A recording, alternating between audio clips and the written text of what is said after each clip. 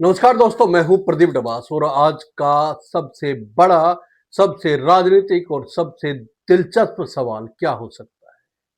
यही कि क्या बिहार की राजनीति एक बार फिर अपने पुराने मोड़ पर लौट चुकी है? क्या ये नया एनडीए सत्ता समीकरण बिहार के लिए स्थिरता लेकर आएगा? ये सवाल लगातार राजनीतिक गलियारों में उठ रहा है, चल रहा है और इस पे तमाम तरह की चर्चाएं हो रही है, या फिर ये सिर्फ सत्ता को बनाए रखने का एक नया गठजोड़ है। गठजोड़ हालांकि पुराना है, लेकिन तरीका जिस तरह से सीटें आई है उसको लेकर तमाम तरह की चर्चाएं। और सबसे बड़ा सवाल ये है कि क्या 10वीं बार सीएम बन चुके नीतीश कुमार अपने वादों पर खरा उतरेंगे, क्योंकि अर्थव्यवस्था का बोझ नीतीश पे अब ज्यादा हो चुका है, या फिर बिहार को फिर से वही राजनीतिक चालें देखने को मिलेंगी। दोस्तों, आज पटना के गांधी मैदान में इतिहास बन गया। नीतीश कुमार ने 10वीं बार बिहार के मुख्यमंत्री पद की शपथ ली। एक ऐसा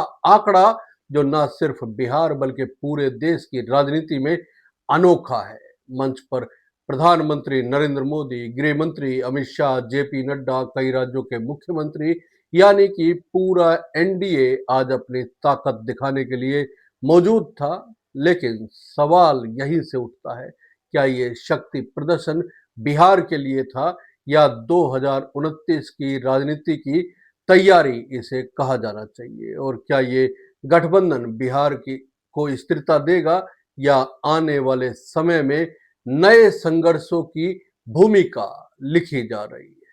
दोस्तों, पहले बात करते हैं शपथ ग्रहण की। नीतीश कुमार के साथ 26 मंत्रियों ने शपथ ली। इनमें से 14 भाजपा के, 8 जदयू के, 2 लोजपा रामविलास से, जबकि हम और कुशवाहा की पार्टी से एक एक मंत्री शामिल हुए। और हाँ, कैबिनेट में एक मुस्लिम चेहरा जमा खान, जिन्हें जदयू ने फिर से मौका दिया है। डिप्टी सीएम के तौर पर सम्राट चौधरी और विजय कुमार सिन्हा ने शपथ ली। पीएम मोदी ने गमछा लहराकर जनता का अभिवादन किया और जनता ने भी पूरे जोश से गमछा लहराया। पूरा गांधी मैदान गमछों की लहर में बदल गया मानो।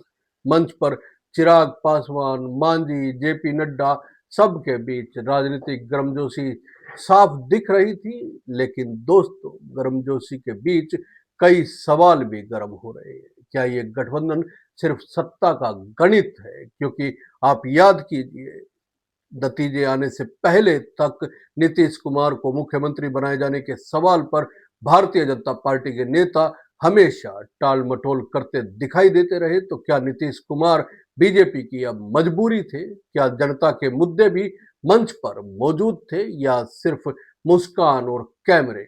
आप ही बताइए, क्या आप मानते हैं कि ये सरकार बिहार को नई दिशा दे पाएगी?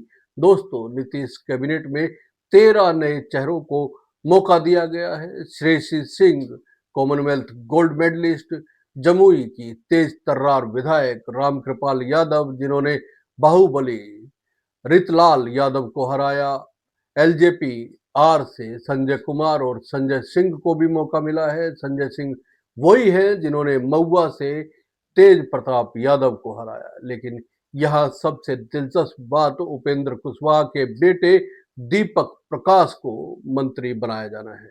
बिना चुनाव लड़े वे ना एमएलए हैं ना एमएलसी, लेकिन मंत्री बना दिए गए हैं।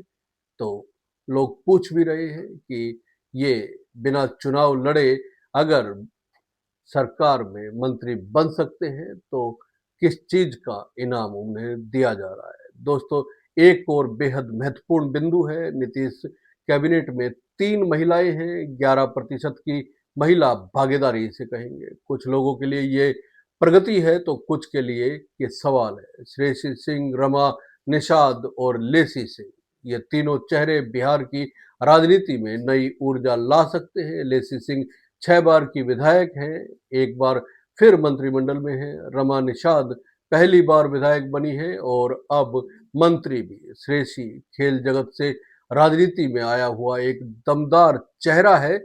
लेकिन दोस्तों, सवाल यहाँ भी है, क्या बिहार के विकास की फाइलें इन नए चेहरों के हाथों में आगे बढ़ेंगी या फिर राजनीतिक संतुलन बनाने का काम ज्यादा होगा। अब बात करते हैं एक बड़े राजनीतिक फैक्टर की, बिहार की कल्याणकारी योजनाएं जिन्होंने इस चुनाव को दिशा देने में बड़ी भूमिका निभाई है।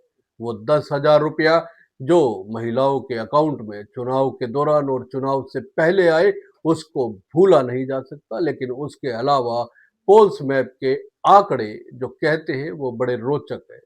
हर 5 में से 4 घरों तक हर घर बिजली योजना पहुंची, हर 10 में से 7 घरों तक हर घर नल योजना या नल से जल योजना पहुंची, 1/3 घरों को बालिका पोशाक योजना का लाभ मिला और 5 में से 2 घरों को स्वयं सहायता भत्ता योजना। लेकिन असली गेम चेंजर मुख्यमंत्री महिला रोजगार योजना साबित हुआ। इसे कुछ लोगों ने मुफ्त की रेवड़ी कहा, लेकिन चुनाव जीतने में और जितवाने में इसकी जो भूमिका रही है उससे इनकार नहीं किया जा सकता। चुनाव से ठीक पहले महिलाओं को 10,000 रुपए की सीधी सहायता, सर्वे कहता है कि 5 में से 3 परिवारों को इसका लाभ मिला। अब आप बताइए दोस्तों, कितनी योजनाएं राजनीतिक होती है और कितनी योजनाएं राजनीति बदल देती है? क्या ये योजनाएं जनता की जरूरत थी या चुनाव की रणनीति?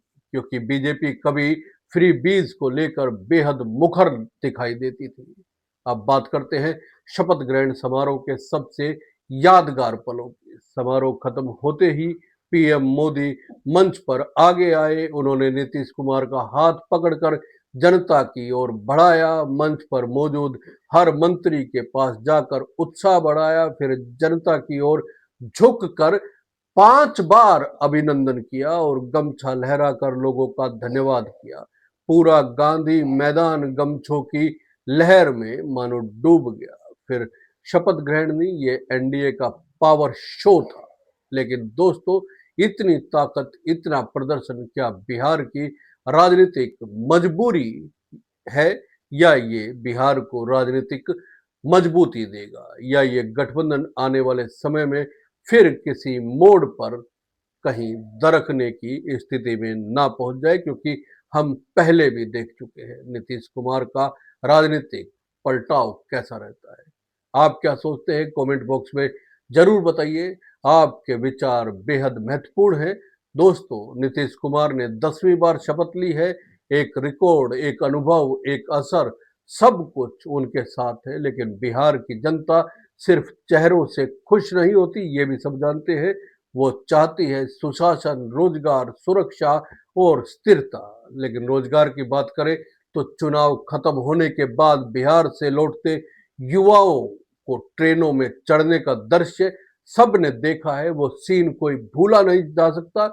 जब चुनाव के दौरान इन लोगों को अलग अलग राज्यों से ट्रेनों में बैठाकर लाया गया था वोट डालने के लिए, उस समय स्थितियां अलग थी। और जब ये लौट रहे हैं तो वो स्थितियां अलग है। तो क्या ये सरकार बिहार को नई दिशा देगी? क्या नीतीश कुमार का अनुभव और एनडीए की ताकत मिलकर नया बिहार बनाएंगे? कमेंट में लिख के बताइए। और अगर ये वीडियो आपको पसंद आया है तो लाइक कीजिए, शेयर कीजिए और चैनल को सब्सक्राइब करना ना भूलें। जय हिंद, नमस्कार दोस्तों।